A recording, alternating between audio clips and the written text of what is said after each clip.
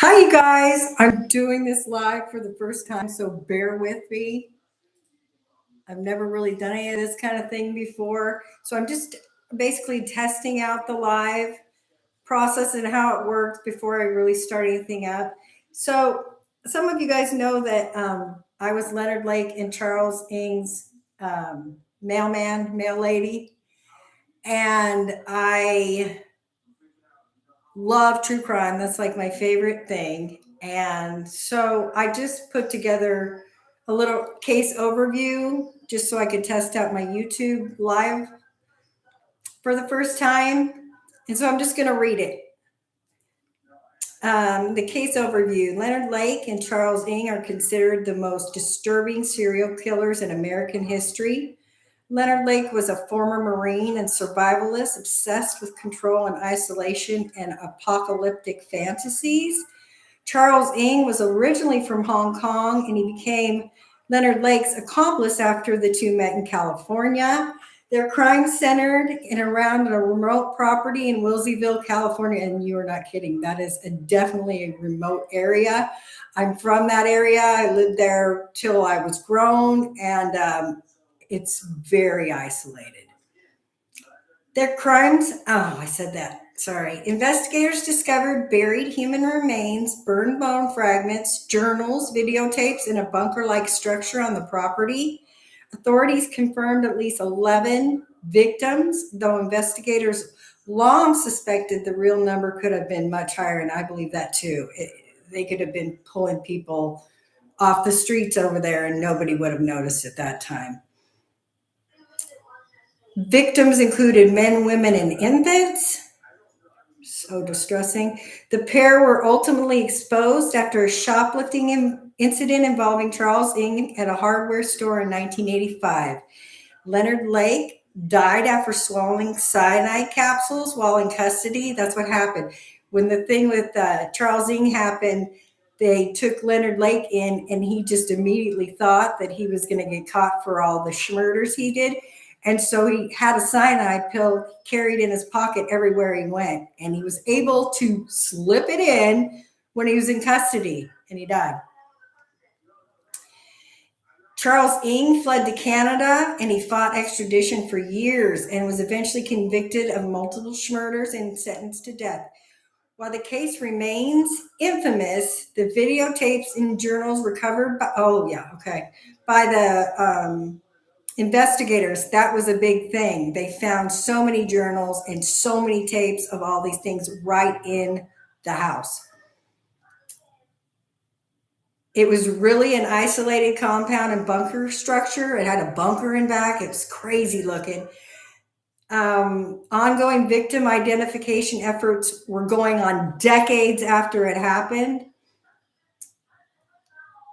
It was just a mind-boggling case, and being from a small town like that, that was just all over the place. I had a friend who worked at the store, the local store, and Leonard Lake would come in there and buy these huge bags of dog food, and the big rumor was that he was eating the dog food. I'm not sure what that was about, but he was really an odd individual. Every time I ever saw him, I just got an icky, weird feeling. And actually, if my route was a walking route on that road, and I had to walk right, I had to deliver his mail, and I had to walk right past his house, and you just got a weird feeling. It was just sometimes so quiet, and I just used to get a very weird feeling every time I passed there. And when they were outside, they would stare at me as I went by when they were working in the yard.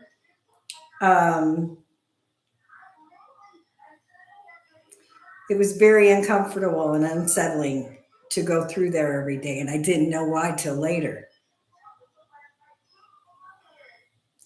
Yes, there was a strong instinctive feeling that something was off about the environment at all times.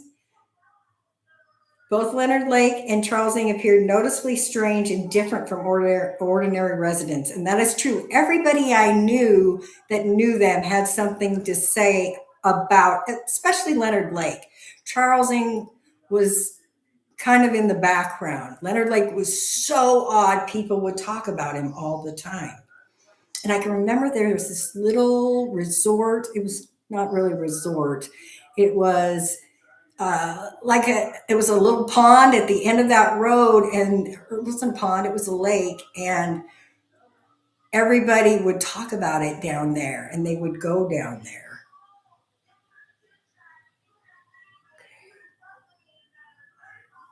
What else do I have to say about this?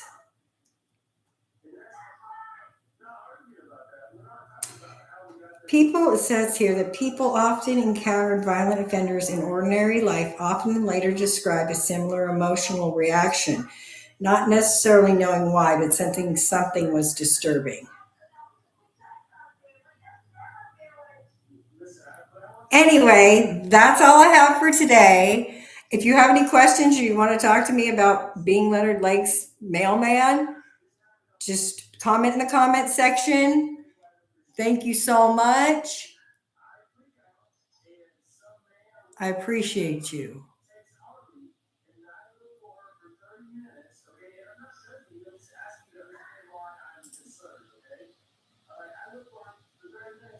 Now I don't know how to turn it off.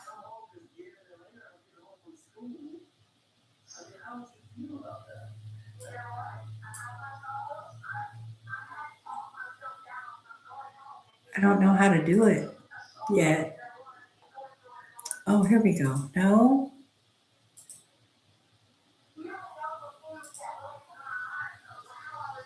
I don't know. I don't know how to turn off the live yet.